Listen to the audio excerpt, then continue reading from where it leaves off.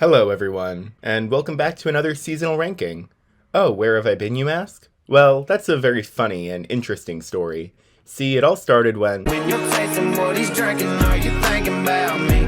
Excuse me, Morgan, could you pipe down for a second? I'm trying to tell a personal anecdote. Thank you. So, as I was saying, these last 4 years have been God, can you shut up for a second, Wallen? Country stars have no couth these days, I swear. So, between school and personal life developments, and also the lack of lockdown... When you're up in his bed, am I up in your head? Alright, you forced my hand. Jesus Christ, I can't find any peace and quiet around here. Well, at least he's out of the picture now, so I can finally... Last night we let the liquor talk, I can't remember... Oh, fucking come on! Fine, Morgan, you win. What the fuck is so important that you needed to interrupt my very interesting and very time-delicate information for? You told me that you wish I was somebody you never met. But baby, something's telling me this ain't over yet. That was it? That was your big declaration that couldn't have waited another second? Another song about whiskey and bad decisions and surface-level heartbreak that doesn't evolve into anything else warranting artistic growth? Bart, this is the 20th time you've submitted whiskey glasses to class. Find some new material. Alright, looking at the top 20, that's all the Morgan I'm seeing. Wait, here's another one. Okay, that was just a bit. I'm obviously not equating this song to Morgan Wallen's Drek. It might be worse. Granted, it's not as uninspired or lazy as the last two songs were, but if this is indicative of future trends, I can see myself wearing out on this one way quicker. Ladies and gentlemen, this is Noah Cornhole, or as I like to call him, indie folk music for Swifties. I guess we're at the point of nostalgia where we've deemed it acceptable to bring back Mumford & Sons worship, so let's go. Memories, or something even smoking weed is not replaced. This is obnoxious. Actually, I don't think obnoxious covers my feelings for this. It's like giving a finished marathon runner a helium tank and telling him to go wild. Noah Keychain has a very unconventional way of pronouncing every word here, in that he does not let any word sound human. /neg. No, I am no longer funny, 'cause I miss the way you laugh. It's amazing. It's like he's just singing to his own melody, and the producers just slapped some stock folk music in the background to make it seem more coherent, when in actuality, it's just more grating. Yeah, I know how to make an annoying guy seem less annoying. A banjo. I think I'm in the minority for this one. It seems like most people actually like Noah Ketamine, and especially this one, and I won't pretend I don't understand it. He fills a certain niche that's been missing from the charts. Authentic Americana folk pseudo-country glazed in a pop chorus. Holy shit, I almost forgot the chorus. Just over-singing to over-sing. The line doesn't even sound resolved. Noah Kelvin does that same inflection as from the verses, but louder this time, so it's even more annoying.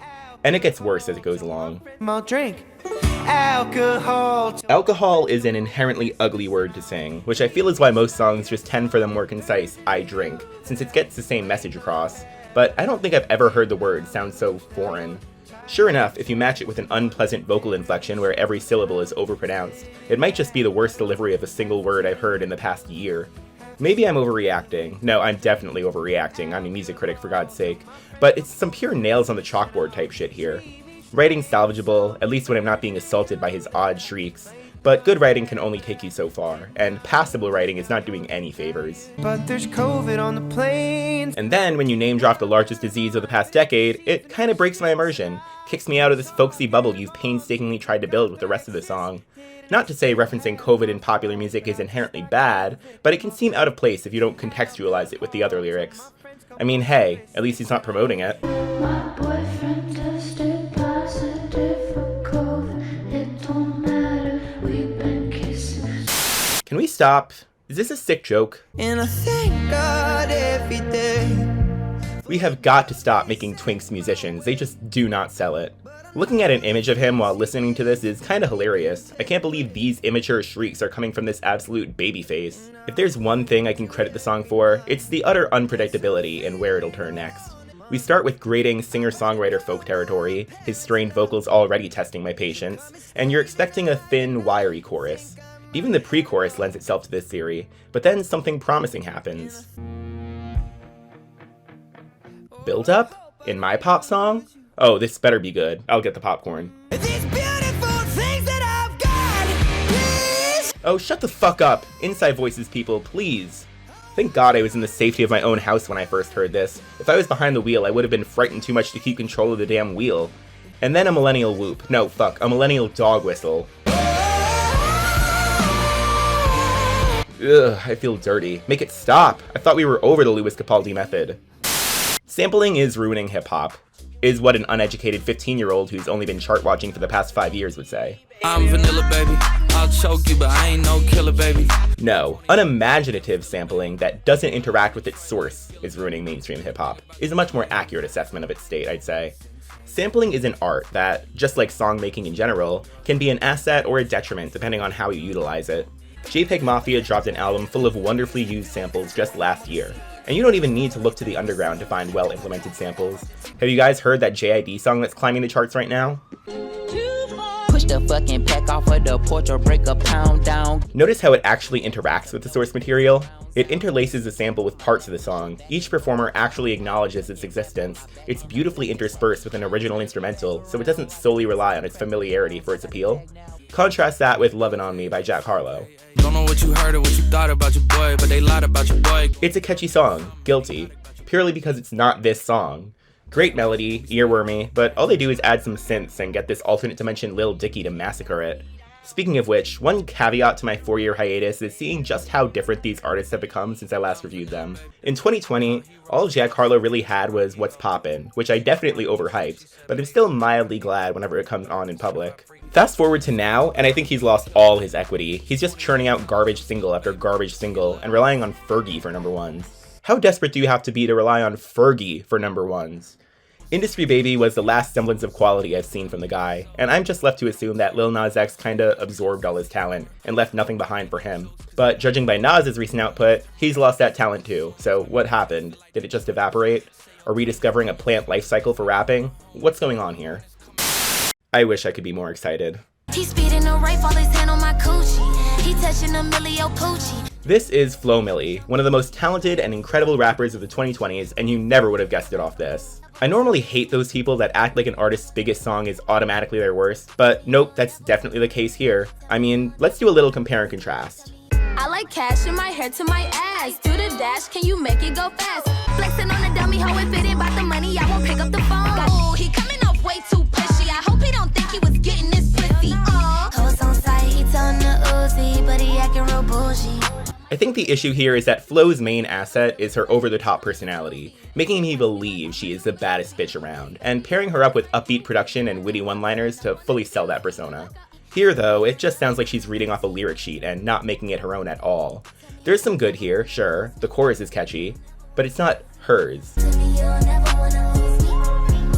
Put any other rapper on this beat, you're not losing anything, which is ironic. Also, blah blah, TikTok is the root of all evil, but in a song that barely clocks 2 minutes, did you have to spend 35 seconds repeating the title line? Tell me you'll never wanna lose me. Tell me you'll never wanna lose me. It's not even a memorable zinger, it's just a statement. Maybe this is a sign of better things to come. Maybe I just need to accept this as a cooler than me to her eventual I took a pill in Ibiza, but less depressing this time around.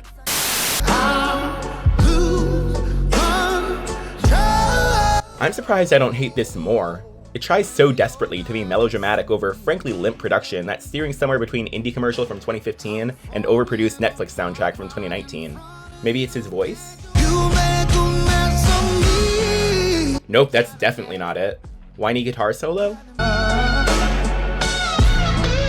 I mean, it's alright, but sorta comes from nowhere. It's not an awful song, but there's something telling me time will take its toll, and it'll be remembered next to the Imagine Dragons slosh of 7 years ago. Bitch, I said what I said. This feels necessary. Nostalgic, even. In the state of the charts where everything is nothing and nothing is everything, it does feel nice to have a classic pop song with equal positives and negatives whose primary appeal is just that it's catchy, even if that's not what the song wanted to set out on. The writing is decent, the melodies vary from solid to uninspired, same can be said for the vocal performance. The production is ultimately a non-factor. I don't think anyone's calling this the best song here, but very few are calling it worst of the year material, and I think there's a certain beauty in decency. Yes, there's a whole story about Doja's career and stan culture, but radio listeners don't care about that. And besides, there's gonna be a whole segment dedicated to that later, so strap tight.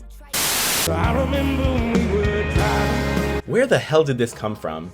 It's been 9 months since it started charting, and I still don't think I found the answer to this question.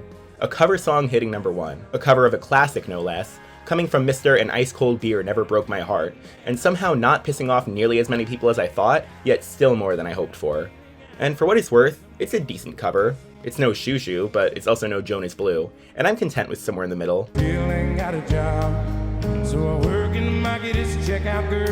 He does kind of melt into the production, and he's a perfect vocalist in theory for this, so I don't know why very little of the original's emotion has been transferred over, but it's fine enough. But seriously, where did this come from? I know TikTok has always been unpredictable in its hit-making abilities, I still can't believe Sugar Crash hit it big, but certainly this is outside of their marketability, right? A country cover of Fast Car, a song long predating most of the app's users? Who in suburban America asked for this, and why did it work? Let me just preface this by saying I adore Taylor Swift, and yep, you know where this is going to play the song. Something greater, baby, was it over? Okay, I adore Taylor Swift, and I think the practice of re-releasing all your old music under your own name is a bold venture, and one very few artists can actually succeed at.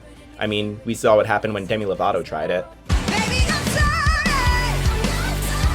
That being said, I feel like the appeal has been lost a little bit. By Fearless, this was something new and exciting, and by Red, it was apparent that Taylor put her heart and soul into re-recording every single song, even the less favorable ones, and even retconned in some amazing vault tracks that make me wonder how they weren't included in the original package. However, that was when Taylor was merely a big pop artist, and now she's more of a brand than anything. Swifties have become synonymous with Marvel fans and Disney adults in the way that their fan bases have contracted an unhealthy obsession with the media they're consuming, and any outsider just looks at them with contempt and confusion. And although I adore Folklore with my whole heart, I do think it was the breaking point to let this happen. While far from her most commercially successful album, Folklore was proof that this girl can write, and that she's not too mainstream to be compared with the critical greats of this generation. She enlisted Bon Iver for a collaboration, and was returning Phoebe Bridgers level critical acclaim. Much of this was due to her poignant songwriting, and using words that would never otherwise be heard in a hit song, but didn't sound out of place on the minimalist indie record she sought to create. However, when she inevitably returned to her pop sound, she kept that verbose side of her writing, but it always sounds so out of place now, and one listen through Midnights showcases this. Ultimately, everything since Folklore has kept this verbose quality, and kind of ruined the childlike charm of her pop music, and to me, the 1989 re-recording is a testament to that. My ex-man brought his new girlfriend. She's like, Not only do the songs sound overly sanitized now, don't get me started with style, but even the vault tracks sounded like shells of something that could have actually belonged to this era. Is It Over Now is a Lover deep cut with Folklore writing and Midnight's vocals. It is so far removed from the Max Martin pop excellence of 1989, and would sound so out of place if it was jammed in the middle of the track list. let's fast forward to 300 awkward blind dates later. In just the chorus alone, we've got words like surmise, unsuspecting waiters, maiden, and my personal least favorite, lying traitor. Traitors are, by definition, lying. That adjective is redundant. And even in the great parts of this song, like that Out of the Woods style bridge thing, Did you think I didn't see there were flashing lights? At least I had the decency to keep my nights. I can recognize its sonic excellence, until I'm taken back out 3 lines later. Think about jumping off a very tall somethings. Even this part, which is undeniably the highlight of the song, feels very out of place on 1989, and even rips the repeat the bridge aspect from Cruel Summer with much less payoff. And I wouldn't even be mad if this wasn't the best vault track, but it is. By far. Slut is too downtrodden, Say Don't Go and Now That We Don't Talk are forgettable, and Suburban Legends is its own beast. This is the only one with any sense of identity. And that identity is not 1989, no matter how hard it tries to sell it. I'm definitely being too hard on this song, and in the scheme of the pop charts, it's definitely above average. Taylor sounds phenomenal, the production is pristine, and that final chorus really is a marvel. But I am biased, and this is my chart, so if you don't like it, just wait till my Cruel Summer review, because that'll be a lot more optimistic. I can't lose. SZA is at the point of her career where she can drop just any song and let it coast off the sole fact she's the one singing it. This lame little nothing of a song becomes angelic when matched with her voice, no matter how limp these drums sound. It's not as unique as Love Galore or Good Days or Especially Low, please why did it just get snubbed from the year and Lest I Will Forever Be Mad at That, but it's charming. I smile when it's on. That Scarface line just makes me grin when I hear it, tickles my eardrums right. What can I say? She created a musical category by herself, the SZA vibe. If you want another example on how sampling can be used effectively, look no further. One obviously huge factor in how effective a sample can be is the choice of what song you're using. Using songs like Glamorous, Super Freak, and The Message are almost guarantees for disaster. Since they're already so ubiquitous in our pop culture, it's hard to fight the allegation that you're relying on nostalgia for success. But if you're using a 1962 deep cut from a Brazilian artist, there's a lot more flexibility and ways to improve upon the sample, just because it's foreign to the average pop listener. I'm not going to pretend this is amazing, because it does suffer from my usual critiques of 21 Savage, that being him sounding perpetually bored with his own content. In the back, it's a maze, 32 shots in the cave. But the production does carry him to the finish line. Either way, I'll definitely take 10 more of these than 1 more Players. Killer chorus, I just have to say. It's so easy to make this type of shrieking unlistenable, but the soaring guitars and front of mix percussion really elevate this to an authentic Wild West environment. Just like he says, this really is right off into the sunset music. It's so drastically unfitting against every other song here, and maybe that's why I'm not sure how to feel about it just yet. I like to imagine myself an experimental listener, but there are some avenues of country music I've yet to explore, meaning most of it. The guy's super talented though. This is probably one of my favorite white guy doing traditional country takes that I've heard in a while. Well, looks like Ariana's gone back to her roots. Improv acting, good job.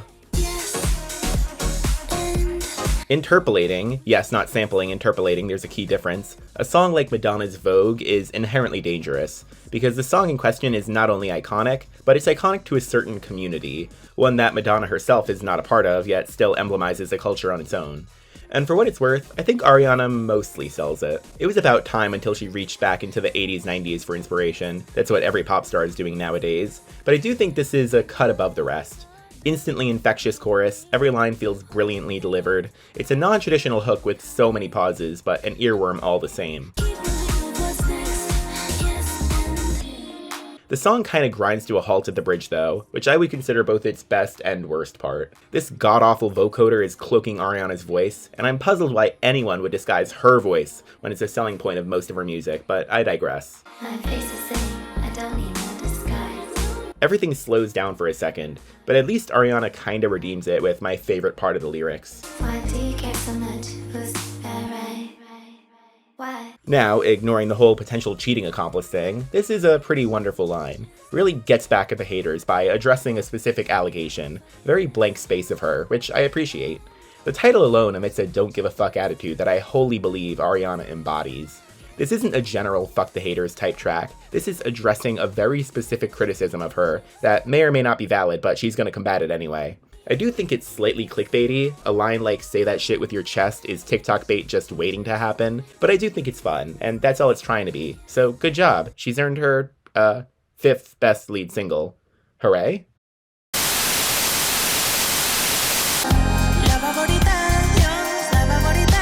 So this can hit it big, but Moonlight gets paid dust? Okay. This is a good song. Something about the bass guitar's licks just reaches the inner parts of my soul, but all that comes to a halt when Mr. Pluma inserts himself. Not to be sexist, but this beat is too pretty for a man to be over. I don't even dislike his presence here, but this is just such a feminine beat, and a coarser voice just takes me out of it. It's like an opposite calm down effect. I'm not surprised this song is the one that hit it big, considering Peso Pluma is the best thing since sliced bread for Billboard, but I really do wish one of her solo tracks could hit it big like this, where her sensual voice is fully on display in one unadulterated burst. Or the Rosalia-esque ultra cunty collaboration with one of the City Girls, that one would be fine too. All I do is laugh and push him out the way, broke bitch. Oh, this one would have been so funny. Come spend some money on a chula. Hoes mad, ask me if I care puta. I've been saying we need to get these rap girls on reggaeton beats. God, I need more of this. I think I found my new favorite mainstream musical cross-section. This song puzzles me like very few pop songs can, so bear with me while I spend way too long on something that absolutely does not warrant this much of a time slot.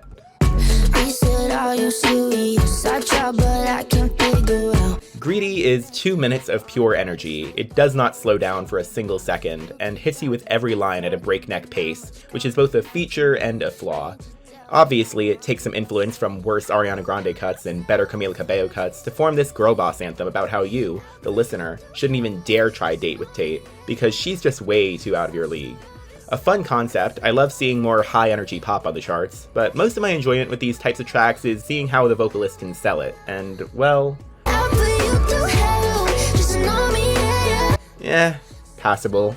Tate has this tendency to sing in her breathy upper register, which usually annoys me with vocalists, but after seeing interviews with her, I can at least confirm she's not faking it for virality, that's just actually her voice. And once again, the production helps her for most of the way. This tinny piano just oozes confidence in both an elementary braggy way, yet also more sophisticated way. It allows for enough space for Tate to deliver some killers in the verse, and fills up the chorus to provide a fully realized hook that colors the whole page, no space left blank. I think there's a lot of Timbaland influence here as well. The energy and Tate's affectations really do resemble some old school Nelly Furtado smashes that epitomize the late 2000s, and I'm happy to see that sound return to the charts. In all senses, this is a love letter to the pop scene of the last 20 years, filled with a beckoning to return to that time, and fully appreciating all the little details of pop music. In all ways except its length. He said, I'm just curious, is this for real or just an act? I really don't get it. The song has every segment needed. A verse, a chorus, second verse, second chorus, a bridge which is practically unheard of nowadays, final chorus with switch up, and even an outro. How does it barely clock 2 minutes? This gets even more puzzling with our follow-up hit X's, which opens with the chorus, technically has 2 choruses, has 2 fully realized verses, a proper pre-chorus, and again, an actual outro. Yet still barely hits 2.5 minutes. And this isn't just a hit song thing either. Her album has an average runtime of 2:44, with only one song getting even close to 4 minutes, and Greedy isn't even the shortest song there. And I think that's why the song's breakneck pace is both its biggest attribute and its biggest flaw, because there is no space where Tate isn't singing. You have the 3-second intro, a slight transition after the first chorus, and that's it. No time where Tate isn't performing. It really makes me miss the occasional instrumental post-chorus that was used both to fill up time and also to help the listener digest the catchiness of the chorus before throwing you into another section.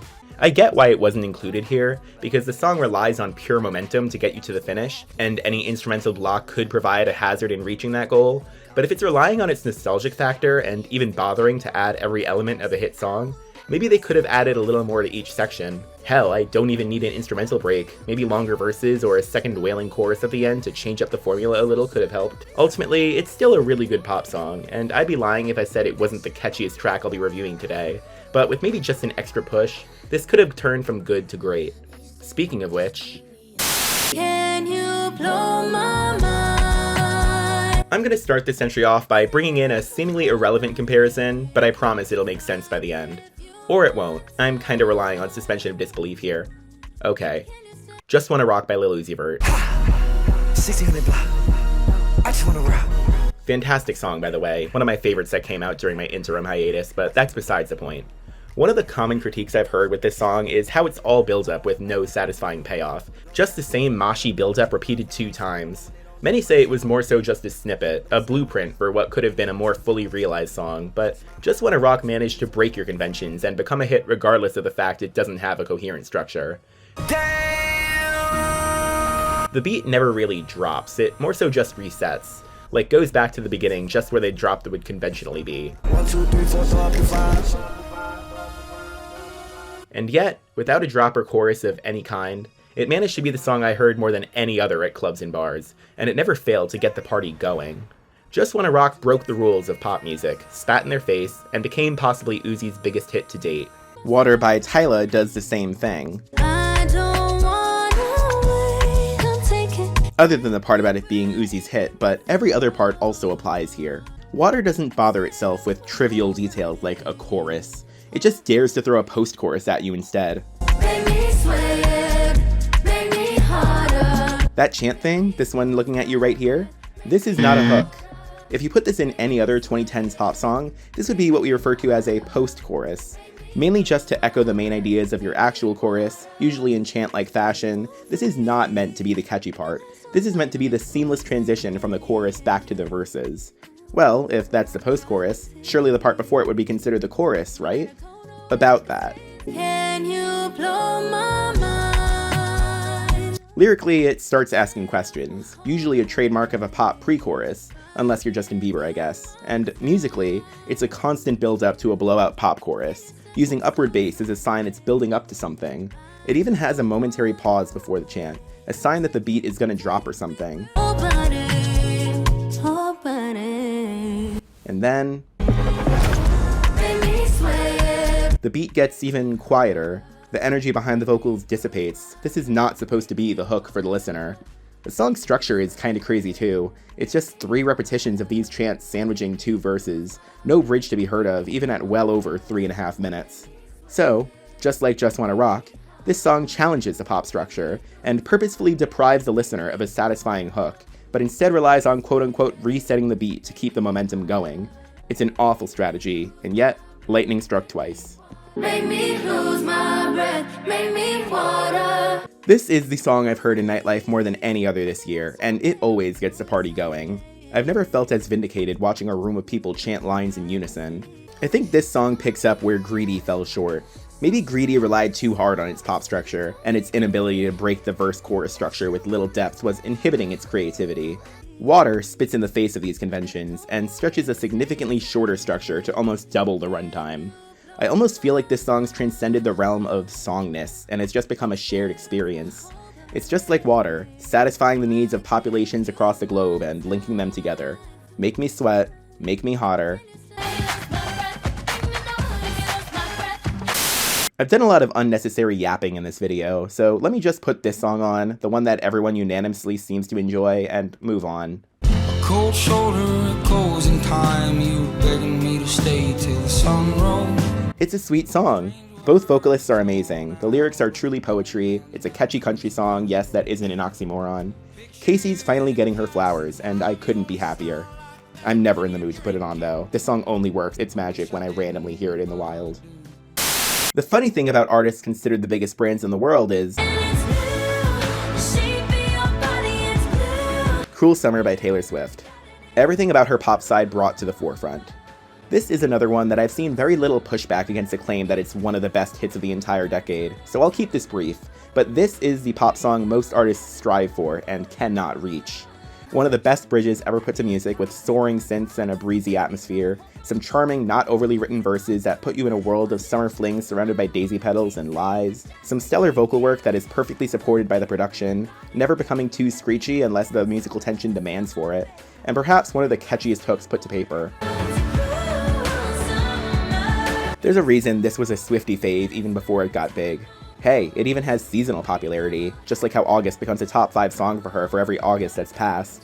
This can genuinely reach All I Want for Christmas Is You levels of seasonal ubiquity. I would not be surprised if this song soars to #1 again when June rolls around. Of course, that would mean I'd get sick of it abysmally fast. See, it's one thing when you shuffle a song on Spotify because you willingly played it 88 times, and it's another to hear this in the wild at a grocery store. It's a wonderful song, but absolutely terrifies me when I hear it in public, because I just feel that's not the right setting. This warm atmosphere relies on you to be sitting next to a tree on a summer day, or sipping lattes at a coffee shop overlooking the scenery, not blaring out of the crappy speakers from your 2 a.m. Uber. I almost understand why this wasn't released as a single. At least Me was predictable in its unanimous badness. I can't gauge what I'm trying to feel when I hear Cruel Summer in a gas station. By the way, that was a joke. This absolutely should have been a single first time around. Thank God fans are around to stream the shit out of some underrated deep cut until the public eye finally takes notice. Double-edged sword. This isn't only a great Doja Cat song, this feels like the song the entirety of her career has been leading up to, and will never get from her again. And that may sound like a bad omen for things to come with her, but I only mean it with the sincerest of adoration. This is the perfect Doja Cat song, and I'm gonna get a little Discog deep divey with this, so hold on tight. Doja has made it no secret that she's over the pop scene, done with the glitzy, surface-level lyricism the pop sphere has constricted her with, and wanting to go a little more edgy with her art. The bad part of this being that she sucks at being edgy. If you throwing dick at me, do it, nigga. That shit should be big at least. Scarlet is a train wreck of an album with 17 songs, and not a single one other than Agora Hills and maybe Attention being remotely good. It's filled to the brim with downright embarrassing lyrics, half-assed melodies, and a vocalist who is fully convinced they are way more intimidating than they actually come across as. Seriously, how a song like Wet Vagina ever made it past the first draft is beyond me. And yet, I do understand the sentiment of this direction. Both Planet Her and Hot Pink, while perfectly good pop albums, never really delved into a direction that made Doja seem distinctive among her peers. Even the bigger hits like Say So or Kiss Me More, or the colorful deep cuts Get Into It Ya or Rules, mostly work as pop songs that were minimized and sent to the closed-minded public listening audience. And I understand that desire to escape from this direction. Doja wants to build an identity that may limit the scope of her audience, but increases her appeal with her core fan base. However, I don't think going super edgy was the right direction for her to take. For starters, all of her new songs have a thin disguise of raunchiness, but still feature some of her core poppy elements that she's been known for. It's clear that she wanted to build a new direction with her music, but just couldn't market that, or sell it really. So she took some new ideas and slapped them on top of her past day aesthetic, so they could become more digestible. Doja can't build a new direction for her career. She doesn't have the artistic liberty to do that. So the next best thing for all parties involved is to dig even deeper into her discography. Her SoundCloud days. I've been moving in backward directions during astral projections. Former Aunt, Nintendo, So High, all songs that aren't incredible, but do show a more free-spirited side of Doja, and one that has been massively controlled since signing to a label. So, for one single song on her new project, Doja clinged back to her roots and fully embraced who she used to be, and it's fucking stellar. Something different about you. Love it when you hit and it smack too. Baby, let me lick on your tattoos. Agora Hills is Doja Cat turned to the max on all fronts. It somehow checks all the boxes for what her fans would want, while still leaning toward mainstream accessibility. Do you like her sultry, sexy singing voice? Got it covered. I wanna brag about it. I wanna tie the knot. Or maybe you like her more upbeat songs where she just goes off rapping about God knows what.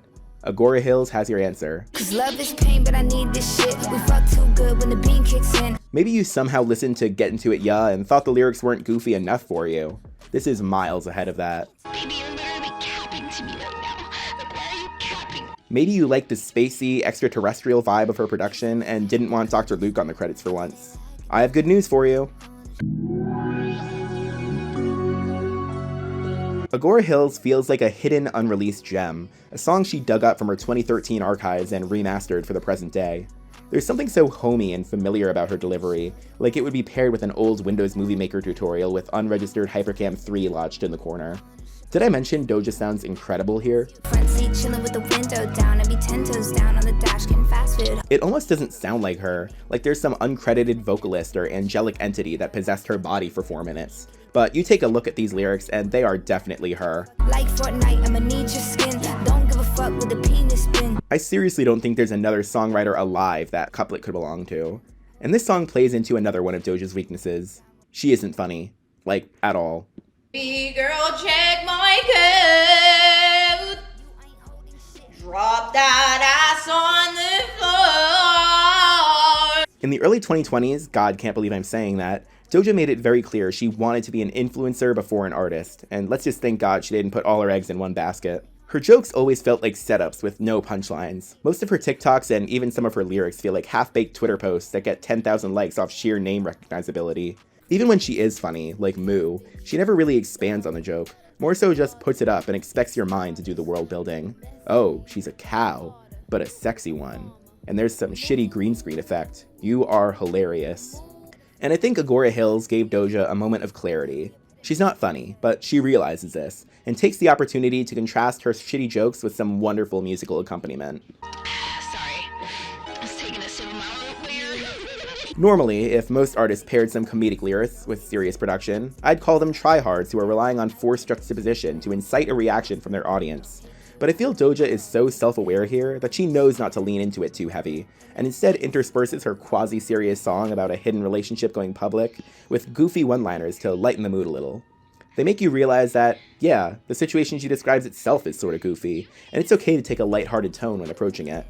A lyric like "Boys be mad cause I don't fuck incels" would come across so corny without a hazy, decorative exterior around it. So I feel the juxtaposition between the mystical production and jovial lyricism actually benefits both sides of the coin. And that goes double for the ones she uses to transition from section to section. I miss you.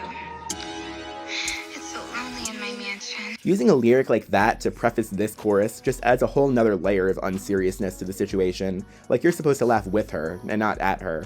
They're also just dope sections musically. I feel like momentarily pausing the beat to let Doja dreamily whisper these one-liners under a reverb effect just provides a natural halt for the listener to recontextualize just what they're listening to. Every section is unique, almost feeling like they each belong to another song, that it almost feels like this is a series you have to watch multiple episodes of to gain additional context. This is quintessential Doja Cat, and if you were looking for any song to exemplify her strengths as an artist, I would point your head in this direction. It is the perfect Doja Cat song. Still not the best one though, for as long as Tia Tamera's around. Hair go long like Chia, money go long like Nia. God, I remember the day this dropped. Worlds ended. I'm getting too old for this. And yeah, that's the video. Best list probably coming soon. Worst list not gonna ever happen because those are boring to make. Yeah, subscribe, I guess. God, I suck at outros.